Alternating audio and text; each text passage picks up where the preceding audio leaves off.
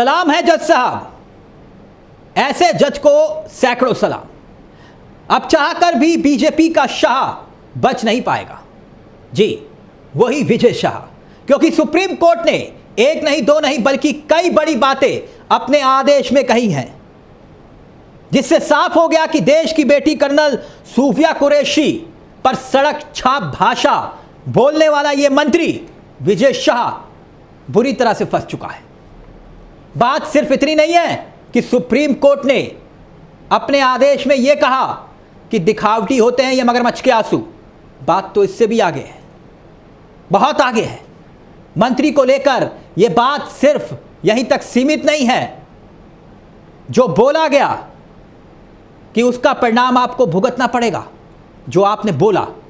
दरअसल कोर्ट ने विजय शाह को बेनकाब कर दिया। सोचा भी नहीं होगा विजय शाह ने कि सुप्रीम कोर्ट इस कदर फटकार लगाएगा कि पूरे देश में थू थू होगी उनकी। वो पूरी जिंदगी इसे याद रखेंगे।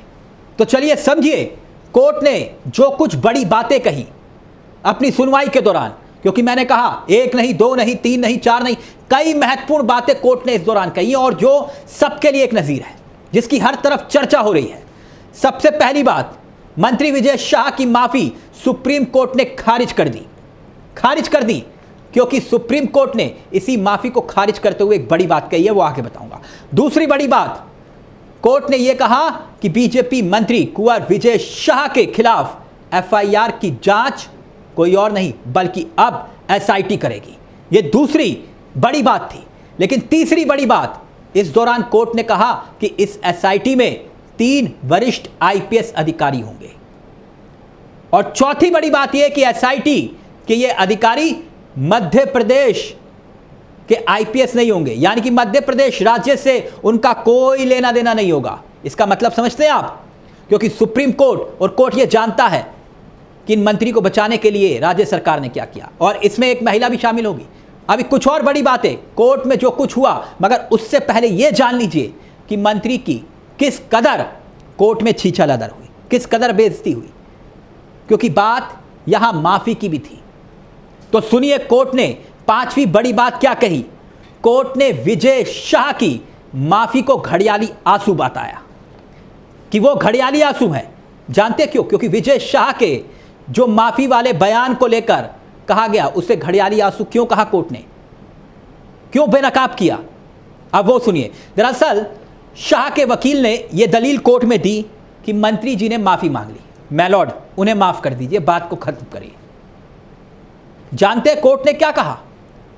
कोर्ट ने इस पर जस्टिस सूर्यकांत, उन्होंने यह कहा यह कैसी माफी है, कैसी माफी है।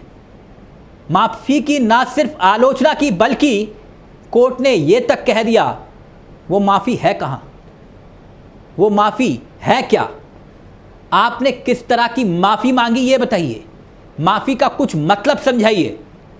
सब पानी पानी हो गए, क्योंकि कोर्ट ने कहा कभी कभी लोग कार्रवाई से बचने के लिए ऐसी भाषा का इस्तेमाल करते हैं और कभी कभी वो मगरमच्छ के आंसू बहाते हैं। मतलब समझ रहे हैं?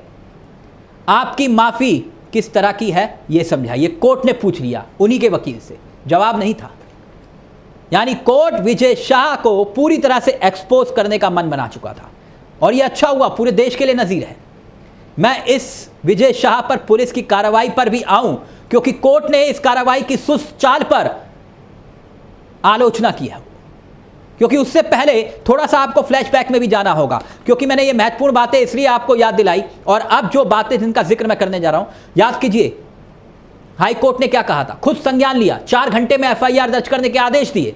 फिर उसके बाद रात भर मोहन यादव के आवास पर बैठक चलती है और ठीक 12 बजे एफआईआर दर्ज उससे पहले होती है। टाइमलाइन समझा रहा हूं आपको। मंत्री जी सुप्रीम कोर्ट जाते हैं, भागे भागे पहुंचते हैं।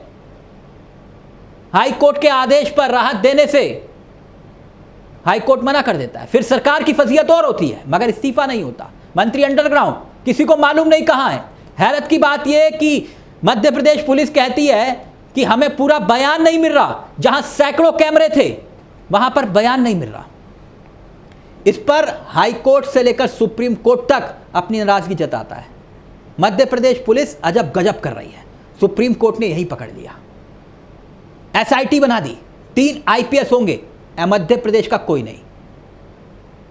इसका मतलब परिणाम भुगतना होगा, यह कह रहा है कोर्ट। महिला अफसर उसमें शामिल होंगी और एसआईटी मंगलवार 10 बजे तक गठित करने के आदेश दे दिए जाते हैं। और इतना ही नहीं दोस्तों, जो महत्वपूर्ण बात एक और मैं आपको बताने जा रहा हूं कि सुप्रीम कोर्ट ने एसआईटी से स्टेटस रिपोर्ट यानी डेडलाइन फिक्स की है, 28 मई तक आप स्टेटस रिपोर्ट दाखिल कीजिए। ऐसे में सवाल ये कि अभी भी अगर बीजेपी इस शख्स पर कोई एक्शन नहीं लेती, जिसके आसार कम दिखाई दे रहे हैं, यकीन मानिए बीजेपी की चुप्पी देश के भीतर सवाल खड़ा करेगी। इस मंत्री के शर्मिंदगी के किस्से सुप्रीम कोर्ट में गूंज रहे हैं, पूरे देश में गूंज रहे हैं। कोर्ट ने कहा कि मैं ये क्यों कह रहा हूं, क्योंकि ये मेरा वाक्य नहीं है। देश की बेटी कर्नल सोफिया कुरैशी को अपमानित करने वाले इस मंत्री को लेकर जो कोर्ट ने कहा है, वो एक एक करके मैंने आपके सामने रखी बातें। इस मंत्री की सुप्रीम कोर्ट में जिस कदर छीछालदर हुई है, अगर कोई और मंत्री होता, यकीन मानिए, या विपक्ष का नेता भी होता, तो आला कमान के बोलने से पहले किसी राज्य में इस्तीफा हो जाता ऐसे मंत्रियों का। मगर ऐसा इस केस में नहीं हुआ। कोई बीजेपी का नेता आपको इस मंत्री को लेकर बोलते हुए सुनाई दे रहा है, आलोचना करते हुए सुनाई दे रहा है? नहीं ना, आला कमान साथ खड़ा है।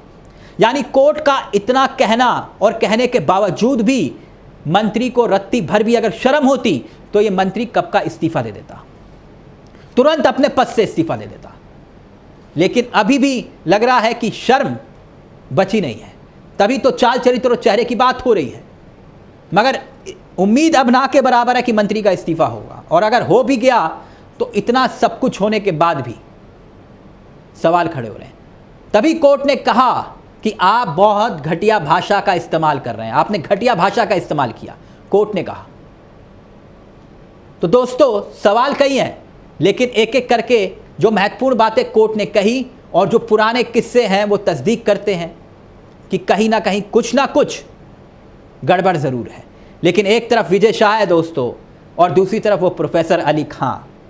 2 वाक्य, 2 किस्से अलग अलग, पैमाने अलग, मुद्दा एक ही, मुद्दा एक ही। वहाँ महज एक पोस्ट पर एक्शन हो गया प्रोफेसर अली पर, हरियाणा पुलिस ने ज़मीन आसमान एक कर दिया।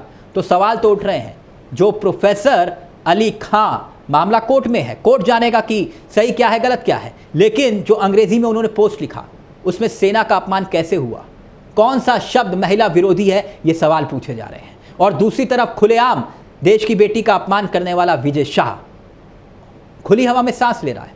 यानी दोनों अलग अलग पैमाने। मैंने फिर कहा कि अशोका यूनिवर्सिटी की राजनीति विज्ञान विभाग के जो प्रमुख हैं अली खां, उन्होंने सही लिखा या गलत लिखा ये कोर्ट तय करेगा, लेकिन पैमाने अलग अलग क्यों हैं, सवाल यहां पर ये खड़ा हो रहा है। ऑपरेशन सिंदूर को लेकर सोशल मीडिया पर लिखे एक पोस्ट को लेकर संप्रभुता और अखंडता को खतरे में बता दिया गया, 2 एफआईआर दर्ज हो गई, लेकिन ये मंत्री आज तक इस्तीफा देने के लिए तैयार नहीं होता। रविवार को प्रोफेसर की गिरफ्तारी हो जाती है, लेकिन ये मंत्री आज भी अपने पद पर बना हुआ है। महिला आयोग, हरियाणा महिला आयोग की अध्यक्ष रेणु भाटिया कहती हैं कि प्रोफेसर साहब ने बहुत गलत किया।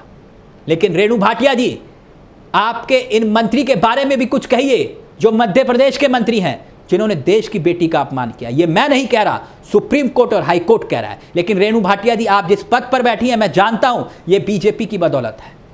आप ऐसा कुछ भी नहीं करेंगी, ना कहेंगी, क्योंकि ये बीजेपी की राजनीति को सूट नहीं करता।